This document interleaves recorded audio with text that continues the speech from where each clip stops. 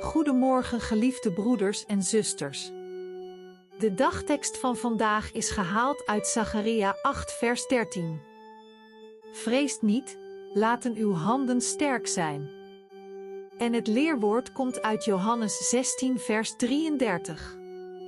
Jezus zegt, in de wereld lijdt gij verdrukking, maar houd goede moed, ik heb de wereld overwonnen. Een gezegende dag toegewenst.